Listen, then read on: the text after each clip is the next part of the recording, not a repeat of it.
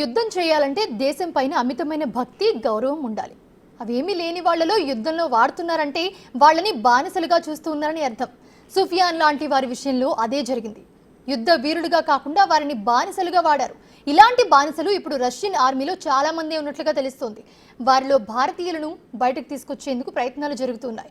ఇక ఇలా ఇంకెవ్వరూ కూడా బలి కాకూడదని బాధితులు కోరుకుంటూ ఉన్నారు.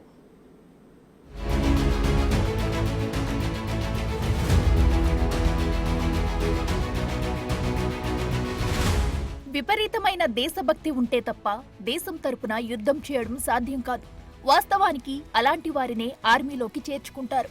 అలా లేకపోతే యుద్ధానికి సంబంధించిన వ్యూహాలు శత్రువుకి లీక్ అవ్వచ్చు, లేదా ఏదైనా జరగొచ్చు.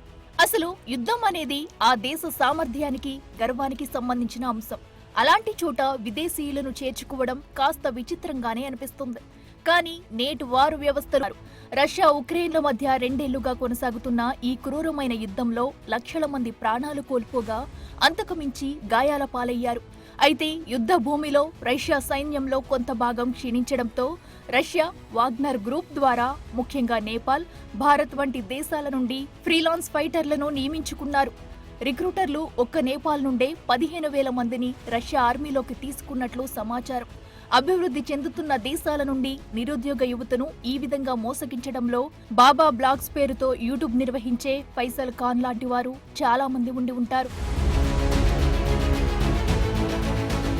సుఫియాన్తో పాటు భారత్కు తిరిగి వచ్చిన 45 మంది భారతీయ యువకులు ఇప్పుడు ఎంతో మందిని ఇలాంటి మోసాల బారిన పడొద్దని చెబుతున్నారు. ఆ యుద్ధ భూమిలో నుండి వీళ్లు రావడానికి పట్టిన సమయం 9 నెలలే కావచ్చు. కానీ వారు అనుభవించిన బాధ మాత్రం జీవితానికి సరిపోయేంత ఉందనడంలో ఆశ్చర్యం లేదు. తమ కాంట్రాక్ట్ ముగిసిందని తెలిసిన తర్వాత ఉక్రెయిన్ సరిహద్దు నుంచి సెప్టెంబర్ 6వ తేదీన బయలుదేరిన వీళ్లంతా దాదాపు 36 గంటల పాటు ప్రయాణించిన తర్వాత మాస్కోకు చేరుకున్నారు. అప్పుడు గాని వీరికి స్వదేశానికి వెళ్తామనే నమ్మకం కలిగింది. అక్కడ డాక్యుమెంటేషన్ ప్రక్రియ పూర్తయ్యాక సెప్టెంబర్ 10వ తేదీన భారత్కు బయలుదేరారు. అయితే ప్రాణాలకు తెగించి కష్టపడిన వీరికి గత 4-5 నెలలుగా జీతం కూడా ఇవ్వలేదని సుఫియాన్ తెలిపాడు.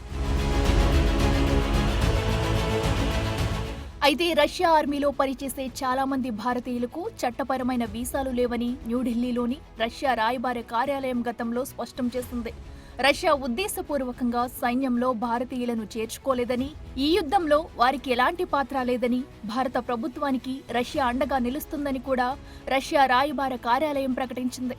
అయితే అక్కడ చిక్కుకున్న మిగిలిన వారిని కూడా తీసుకురావడానికి చర్యలు చేపడతామని అంటున్నారు. అయితే ఈ మోసం బయటపడిన తర్వాత కూడా యూట్యూబర్ ఫైసల్ ఖాన్ లాంటి వాళ్లు ఇంకా సమాజంలో తిరుగుతూనే ఉన్నారు. ఆ మధ్య ఓ మీడియా ఛానల్తో మాట్లాడిన ఫైసల్ ఖాన్ నేను ఎలాంటి మోసం చేయలేదని కూడా బుకాయించాడు. ప్రస్తుతం అతను ఎవరికీ అందుబాటులోకి రావట్లేదని తెలుస్తోంది. ఏదైతేనేమి ప్రాణం కోసం పడిన పాటలలో సుఫియాన్ లాంటి వాళ్లు అయితే సురక్షితంగా బయటపడ్డారు. ఆ కష్టం అనుభవించాడు గనుకనే ఇకపై ఎవరూ ఇలాంటి మోసాల బారిన పడొద్దని సుఫియాన్ కోరుకుంటున్నాడు.